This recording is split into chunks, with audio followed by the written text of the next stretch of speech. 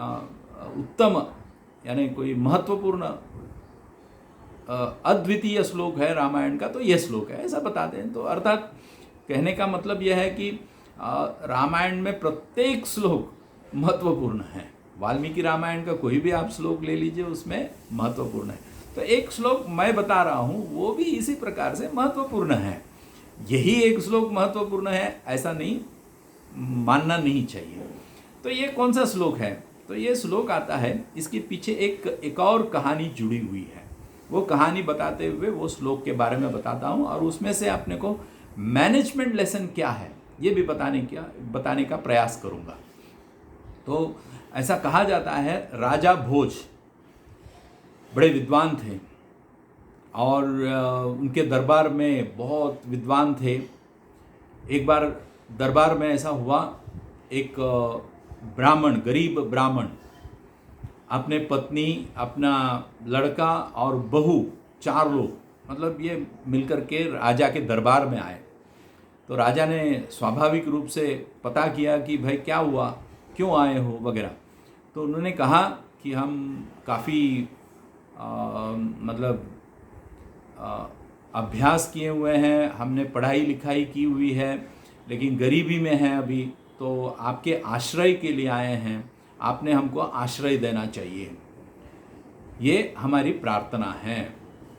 तो राजा थे, तो उन्होंने सोचा कि ठीक है, अभी ऐसे तो सभी लोग बोल सकते हैं कि विद्वान हैं, हम पढ़े लिखे हैं, ये बोल सकते हैं। तो राजा ने एक परीक्षा ली, टेस्ट। तो राजा भी विद्वान थे, तो उन्होंने एक पंक्ति बताई और वो पंक्ति रामायण, वाल्मीकि रामायण की पंक्ति है। वो एक श्लोक की 1/4 ऐसा बोलना चाहिए, और 1/4 ये पंक्ति बताते हुए कहा, आगे की 3 लाइनें, 3 पंक्तियाँ ये आप पूरी करो, यानी श्लोक पूरा करो। तो वो पंक्ति कौन सी है? वो पंक्ति मैं पढ़ता हूँ, सत्वे भवति महताम नोपकरणे। दोबारा बताता हूँ, सत्वे भवति महताम नोपकरणे। इसका अर्थ ये होता है, सत्वे स्वयं के ऊपर, सत्वे महताम मतलब बड़े लोग या जो जिनमें करने की क्षमता है, आगे बढ़ने की क्षमता है, या जो करना चाहते हैं, कुछ कर दिखाना चाहते हैं, तो ऐसे महान लोग, महताम, ऐसे लोगों में उनका जो है, उनकी जो शक्ति है वो खुद के ऊपर है, स्वयं पर है, अपने ही ऊपर उनको भरोसा रहता है। नोपकरणे, न उपकरणे, उपकरणों के ऊपर नहीं। इसका थोड़ा और अर्थ बताना है तो बहुत बार हमारा ऐसा होता है, हम कोई कार्य करने के लिए जाते हैं, काम करने के लिए जाते हैं, और यदि वो काम यशस्वी नहीं हुआ है, यश नहीं मिला है, तो हम कहते हैं नहीं इसके वजह से नहीं हुआ, वो वहाँ खराब था उसके वजह से नहीं, वो समय पे वो जमा नहीं है उसके वजह से, अर्थात अदरवाइज मैं कर सकता था, अन्यथा मैं बहुत अच्छा काम करता हूँ, बहुत अच्छा कार्य करता हूँ। यानी यदि अयशस्वी होते हैं तो हम फिर कारण ढूंढते हैं कि नहीं, इधर उधर बाहरी कारण ढूंढते हैं, और हम कहते हैं नहीं उपकरण नहीं था, मतलब सिचुएशंस वैसे नहीं थे, इस वजह से हम मतलब विजयी नहीं हुए, अदरवाइज हम विजयी हो सकते थे। तो लेकिन जो व्यक्ति स्वयं पर विश्वास रखता है, वो व्यक्ति ये नहीं देखता है कि अपने पास उपकरण कितने हैं, क्या है, और वो अपने बलबूते पर स्वयं की जो शक्ति है, क्षमता है, सामर्थ्य है, उसके आधार पर सारा जीत लेता है। तो ये श्लोक कैसा आ गया? तो कहा जाता है जब जंगल में, मतलब वनवास के लिए प्रभु रामचंद्र, लक्ष्मण और सीता चले गए थे, तो वहाँ पर वो हिरण आ गया था और सीता देवी का मतलब आग्रह हुआ सीता देवी के मन में हुआ कि नहीं उसको पकड़ना चाहिए, और प्रभु रामचंद्र को सीता देवी ने कहा कि आप जाके लेकर आइए। फिर बाद में जो भी घटना हुई तो उसमें लक्ष्मण को भी जाना पड़ा, और लक्ष्मण जी भी चले गए तो रावण आकर के सीता देवी को अपहरण करके लेकर चले गए। तो वापस जब प्रभु रामचंद्र और लक्ष्मण अपने कुटी में पहुँचे तो ऐसा कहा जाता है प्रभु रामचंद्र बड़े निराश हो गए थे। उनके मन में ऐसा आ गया था कि अब क्या करें।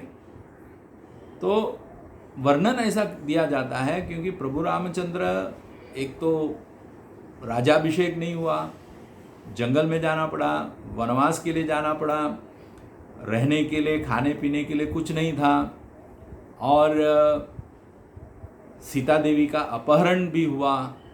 अभी कैसे करें, हाथ में कुछ नहीं, कोई उपकरण नहीं है, और अभी करेंगे कैसा। तो इस प्रकार से निराश हुए। तो कहा जाता है कि लक्ष्मण जी ने ये उनको समझाया, यानी यहाँ लक्ष्मण जी को महत्व दिया गया है। तो लक्ष्मण जी ये कहते हैं कि बड़े भैया आप चिंता क्यों करते हो। तो राम जी प्रभु राम कहते हैं नहीं देखो हमारे हाथ में कुछ भी नहीं है, सीता देवी का अपहरण किया हुआ है, अभी उसको लेकर आएंगे कैसे, और ये सारी बातें मतलब करेंगे तो भी कैसे करेंगे। तो बताया जाता है कि लक्ष्मण जी ने कहा देखिए चाहे कुछ भी हो या कोई भी ये हुआ तो भी सत्वे भवति महताम नोपकरणे, यानी हमारे ऊपर ही हमको भरोसा होना चाहिए, हमारे ऊपर ही हमको विश्वास होना चाहिए, और यदि हम पर ही हमारा विश्वास है तो हम वो जीत सकते हैं। तो वहाँ पर जाने के लिए मतलब कठिनाई होगी, सीता जी को ढूंढने के लिए दिक्कत होगी, युद्ध करना पड़े, ये करना पड़े, सब होने के बावजूद भी हम ये जीत सकते हैं, हम ले सकते हैं, मतलब सीता देवी को ढूंढ सकते हैं, विजय पा सकते हैं। इस प्रकार से लक्ष्मण जी ने समझा है। तो अर्थात इसको थोड़ा सा आगे बढ़ाने के लिए ये कहता हूँ, जब प्रभु रामचंद्र जी ऐसा जंगल में सीता देवी को ढूंढ के गए, उनके हाथ में कुछ भी नहीं था, रहने के लिए कुछ नहीं, पाव में कुछ नहीं, क्योंकि पादुका तो भरत जी ने लिया था। तो ऐसी सारी बातें, तो वो चले गए। लेकिन देखिए वहाँ जाने के बाद उनके पास सैन्य नहीं था, सेना नहीं थी, सेना के बिना युद्ध नहीं कर सकते। उनको पता चल गया था रावण ने अपहरण किया है, ये सब होने के बाद अभी सेना की जरूरत है। तो सेना कैसे तैयार करेंगे। तो सेना तैयार करने के लिए उन्होंने वानर सेना तैयार की, जो वानर उनको तैयार किया, और लड़ने के लिए जिनके पास शस्त्र अस्त्र वगैरह भरपूर है, ऐसे रावण से लड़ने के लिए। दूसरी बात उसमें ये कहा जाता है उनको पता चल गया था कि अभी वहाँ लंका जाना है तो समुद्र सागर जो है वो तारण करते हुए उस पार जाना पड़ेगा। सागर कैसे तारण करके उधर जाएंगे, पार करके कैसे जाएंगे, तो जाना नहीं होगा। लेकिन फिर भी सत्वे भवति महताम नोपकरणे, कोई उपकरण नहीं था, लेकिन सेतु तो बांध लिया, सेतु तो बांध लिया, क्योंकि स्वयं पर विश्वास था। और भी ऐसा बताया जाता है जब लंका में युद्ध कर रहे थे तो रावण के पास भरपूर सेना थी, और ये तो वानर सेना, लेकिन जीत लिया।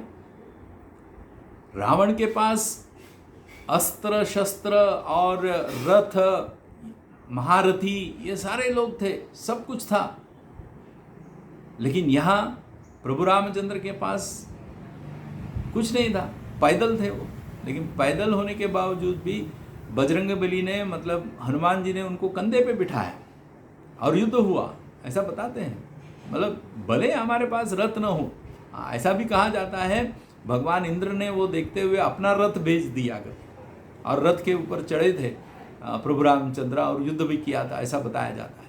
नहीं, कहने का तात्पर्य यह है कि यहाँ पर बाहरी सिचुएशन को बाहरी कॉन्टेक्स्ट में, यदि मैनेजमेंट की भाषा में बताया जाए, बाहरी कॉन्टेक्स्ट में हम निर्भर न रहते हुए स्वयं अपने मतलब अपनी जो क्षमता है, अपना जो सामर्थ्य है, इस पर हमने निर्भर रहना चाहिए। और ये जो प्रसंग है यही तो मैनेजमेंट लेसन है।